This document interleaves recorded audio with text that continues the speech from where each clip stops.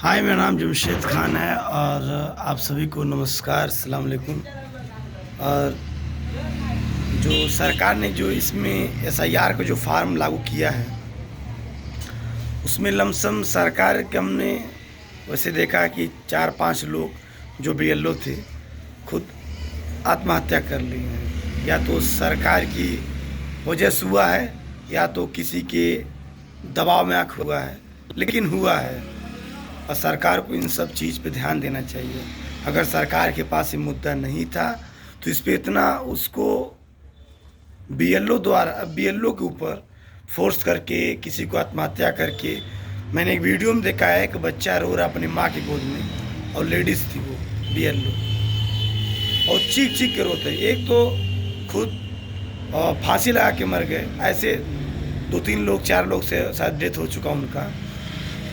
जब सरकार को ऐसा ही करना था तो सरकार को एक ऑनलाइन साइट चलाना चाहिए उसको, और उस पर देखना चाहिए, कहना चाहिए। मतलब सरकार उस पर बताए, कहे कि हाँ इस पर आप जाइए, ऑनलाइन कराइए, और 6 मंथ 5 मंथ 4 मंथ जितना भी हो सके 4-5 महीने का उतना सरकार उस पर लगे और डटे, कहे। उससे ये होगा कि बीएलओ भी अपना काम करें और ये जो क्या कहते हैं जो ऑनलाइन वाला है ये भी होता रहेगा। लेकिन सरकार ने ऐसा कुछ भी नहीं किया।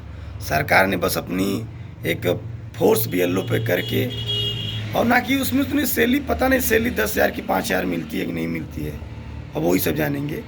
लेकिन इन सबको ऐसा नहीं करना चाहिए। सरकार को जैसे राशन कार्ड ऑनलाइन होता है, आधार, कोई भी चीज़ भी ऑनलाइन होता है, वैसे एक साइट बनाती है, उस पर ऑनलाइन करने बोलती कि आप लोग अपने खुद के मोबाइल से कर सकते हैं, घर बैठे कर सकते हैं, या तो उसमें लाइव कैमरे से या दुकान से सीएससी से कहीं भी।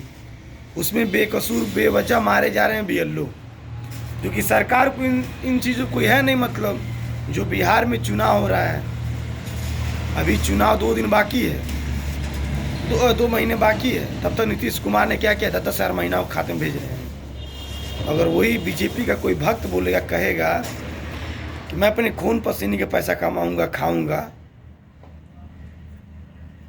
तो यही बीजेपी वाले कहेंगे मैक में चिल्ला के भाषण में, जो खुद नहीं कमाएगा खाएगा वो क्या सरकार के पैसे काम चलाएगा। पंचर वाले सब काम करते हैं, ये करते हैं वो करते हैं। लेकिन मुझे अपील इस बात का है कि आप जो सरकार ऐसी कर रही ना, ऐसे उसको नहीं करना चाहिए। चोरी करे ठीक है, आज चोरी कर रही है, लेकिन उसको कल हर्जाना भरना पड़ेगा जो भी हो। जैसे कांग्रेस में जो इमरजेंसी लागू हुआ तो सरासर गलत था, सरासर गलत था। लेकिन इस सरकार में बीजेपी में, मैं उत्तर प्रदेश का हूँ, और उत्तर प्रदेश में जितनी वैकेंसी आ रही हैं, मतलब यूपी स्टेट की 50% तो लीक हो जा रही है पेपर। यूपीपी का हुआ, समीक्षा अधिकारी का हुआ, और एसएससी का देख लीजिए, सेंट्रल गवर्नमेंट का जॉब है, वो भी तो हो ही गया। लेकिन आपसे हाथ जोड़ के निवेदन है कि जो भी सरकार हो, जो भी सत्ता के बैठे हैं, उनसे किसी के ऊपर दबाव मत डालिए। आप उसके लिए टाइम दीजिए। सरकार इतने तेज में बोली है कि 1 महीने में आपका काम हो जाएगा, तो सरकार इस मोहल्ले सोसाइटी में देखती क्यों नहीं है? जो नाली है, जो नवदान है, किसी घर पे राशन नहीं है, जिसके पास घर नहीं है उसको देने में पैसे नहीं सरकार को इतनी पड़ता है। ये सारी बातें छोड़िए, मेन मुद्दे की बात आइए। यूपी सरकार ने बोला है कि उद्यमी के लिए 5 लाख देगी। अगर यूपी सरकार के पास कोई क्लेम करता है, जाके देखिए बैंक में कितनी फाइलें उसे बंद पड़ी हैं, लेकिन वो काम हो नहीं पा रहा है। क्यों नहीं हो पा रहा है?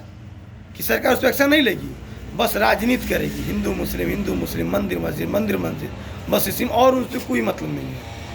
और सरकार की यही पहलू, यही मानसा है तो ठीक है, आज नहीं तो कल, चाहे नेता हो, चाहे मंत्री हो, चाहे विधायक हो, चाहे गवर्नमेंट हो, चाहे कोई भी हो, आज करेगा कल उसको हर्जाना भरना पड़ेगा।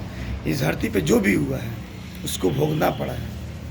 और मैं भी कह दे रहा हूँ, जो हिंदू धर्म में जो भगवान बनने का कोशिश किया, वो जेल की सलाखों में, राम हुए, रहीम हुए, बाबा आसाराम हुए, ऐसे बहुत सारे बाबा हैं, अपने आप को भगवान मानते थे, मतलब मंत्र लगाते थे।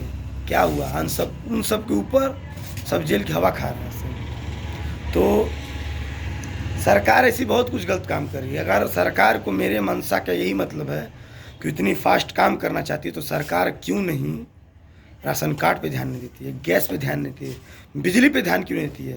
कौन गरीब है उसको छूट किया जाए, कौन उसकी स्थिति कैसी है कैसी नहीं है, और एक वोट के लिए। अरे अगर उसको 3 बार मुख्यमंत्री बन चुके नीतीश, 2 महीने पहले जो 5 साल 10 साल पहले देना चाहिए वो 2 महीने पहले क्यों दिए? चुनाव की वजह से। ठीक है दोस्तों, मेरी बात को जो बुरा लगा हो, अगर किसी को ठेस पहुंचा हो, उसके लिए मैं दिल से धन्यवाद माफ़ी मांगता हूं। और जो भी गलत मेरे वक्ताओं से जो गलत निकला हो, आप प्लीज़ उसको कमेंट में कर दीजिएगा। धन्यवाद दोस्तों, जय हिंद, जय भारत, अस्सलाम वालेकुम, नमस्कार।